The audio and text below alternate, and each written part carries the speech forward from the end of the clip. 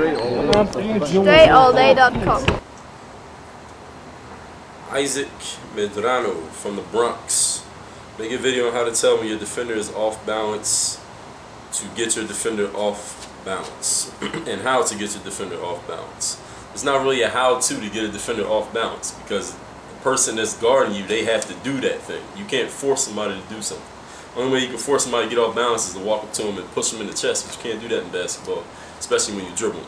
So really what you got to do is look at the game clips that I'm putting out that shows you how I use the defender's stance, how I use the way the defender's defending me against them. Because no matter how somebody defends you, there's always a way to beat it. And no matter how good somebody is on offense, there's always a way to defend it. The more you play the game, the better you'll learn that. Jim from Sweden. They say that shooting can take you to the next level that there's always a spot for a knockdown shooter at any level. Do I agree with that? Yes, I do. If you can knock down open shots, particularly the three-point shot, not just any shot, three-point shot in basketball, you will always be able to find a team to play for. Would I definitely take you to the NBA? I'm not so sure about that. But you can always find a team to play for, somebody that can use you if you're a person that has a reputation for knocking down shots. I definitely agree with that. Jerome from Maryland. Did I ever consider getting into coaching after basketball is over? No, not really. Coaching is not really my thing. Maybe training, like one-on-one training of players or group training, but coaching, no. Slam Dunk the Funk Josh. What's going on, Josh? Said thanks, no problem. Ran Air, thanks for doing the vlog, no problem. Christopher from Switzerland again. How long do I practice every day? As long as I feel like it. People always ask me that question. That's always going to be my answer. As long as I feel like it. What distance do I run when I go running? As far as I want to. Thanks for the question. And these from Bosnia. In your opinion, what is the hardest shot to master? I just mentioned this in the game clip that I posted 2 days ago. 3-4 days ago, whatever. Hardest shot to master in basketball. Toughest shot in the game is a pull-up three-pointer off the dribble. Most coaches will discourage you from taking it, but if you get good at making it, that's a bonus. Dustin from Canada. Have I ever worn the Nike Air Max LeBron 7s and would I recommend them? No, I've never worn them, so I can't tell you if I would recommend them or not, but Nike makes pretty good shoes and LeBron seems to be doing pretty good with them, so if you want to try them, go ahead and get them. But don't say I told you to do that. Alright, Young Buck 452, thanks for answering the question. No problem, Young Buck. Does it really matter who you don't practice with? It does matter if you can find somebody that's a good player to practice with. That is a good thing. You're gonna end up practicing by yourself a lot anyway. If you're gonna become good at basketball, you're gonna spend a lot of time practicing on your own because your peers are not going to be putting in the work that you're putting in. If you're going to be good, you're going to be doing more than they're doing. So if you find yourself doing about the same amount that everybody else is doing, you're probably not going to be that good. But if you can find somebody good to practice with from time to time, good players, then yes, it's good to practice with them because then you can see if the moves that you've been working on, the shots that you've been working on will work against somebody that can play. So good question. Thank you for asking. Daniel from Scotland. When you were like 14, started playing ball, did you go out with friends a lot or anything social like that, or did I stay in playing basketball? Well, I believe there's room to do both. I mean, you can go out and be social, but you can also work on your game a lot. I mean, that was a long time ago. That was almost, I'll be 28 in a few weeks, so that was like 14 years ago, so I really don't know. I know I was in school then, so I know I spent a lot of time in school besides playing basketball. That's it. Azar from Montreal.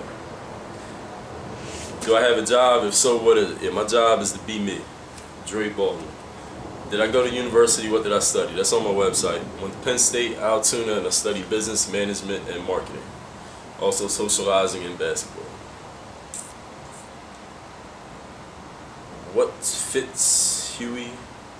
You're in the NBA. Which team would you want to be in and what would your jersey number be? It doesn't matter and it doesn't matter. Any team in the league and any number. From 0 to 99. Also, do I practice the mic and drill? Yeah, I posted a video on it. If I didn't practice it, I wouldn't post a video on it.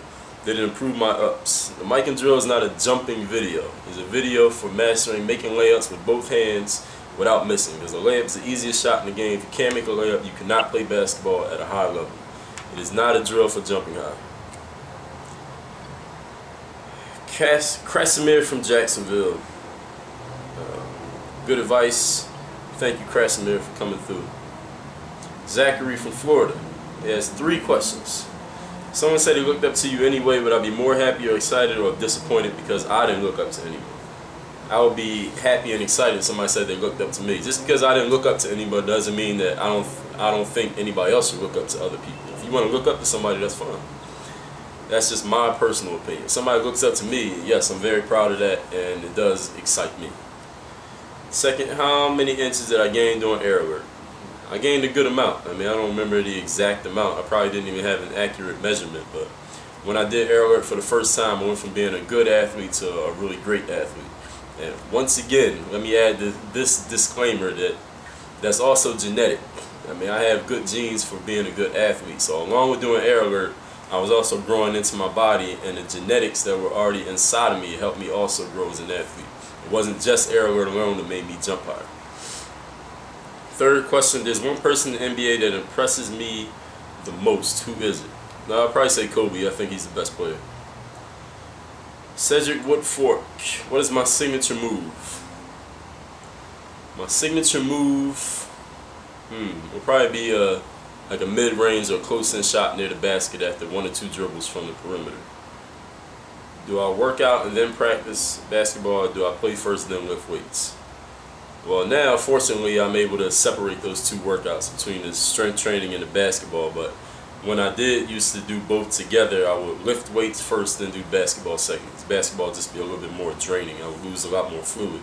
And without that fluid, you can't really do anything else. Mike from Florida. Got a lot of Florida people this time.